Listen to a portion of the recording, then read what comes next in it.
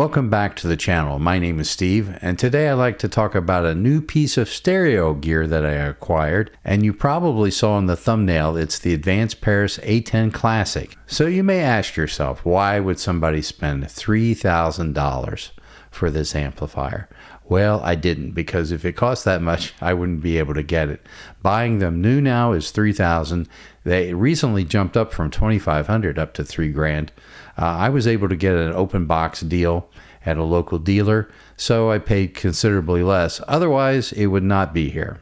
I have been running in my primary stereo rig a Carver M500T that was redone by Neeleon in Michigan, and that's a place where they recondition and go over them. With Neeleon's reconditioning and work that they do on them, it jumps it up from like 250 watts a channel to almost like 350 watts a channel, and it's a powerhouse. I really like my Carver amp, and I'm going to keep it.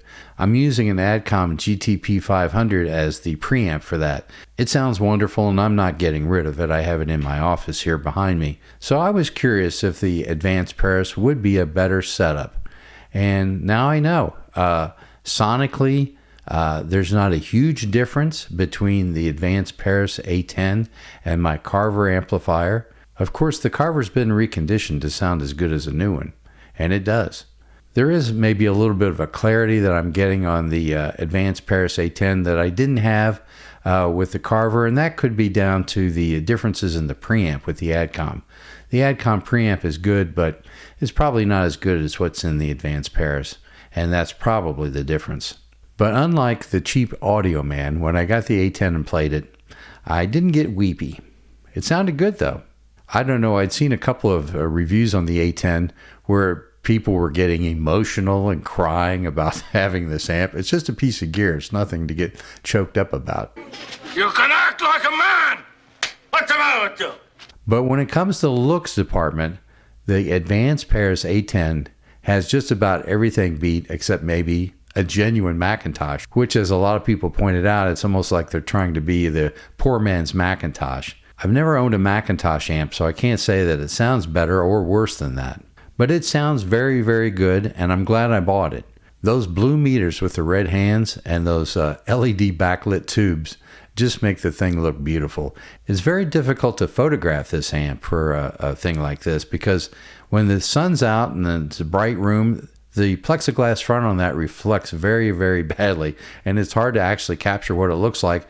That's why I was able to take some footage and photographs in the evening when I didn't have to deal with that.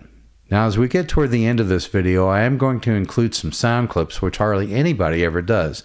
Of course, you have to remember I'm just using my iPhone, and it's just the microphone on the iPhone picking this up. So you probably want to use headphones to help you determine if you think you really might like an amp like this.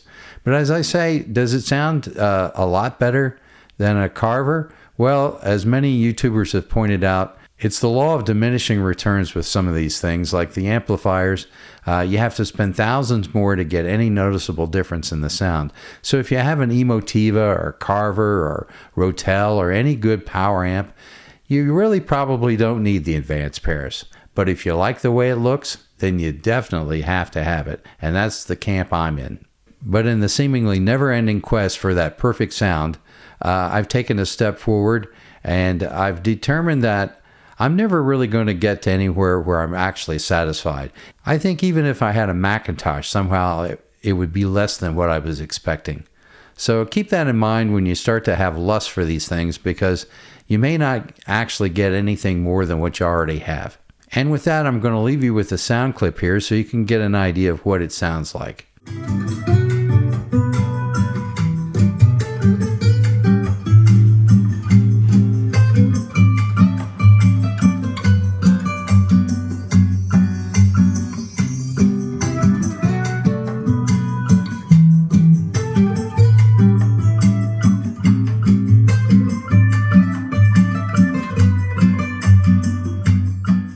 Hey, thanks for watching, and I'll see you again next time. What can I do? What can I do? What is it?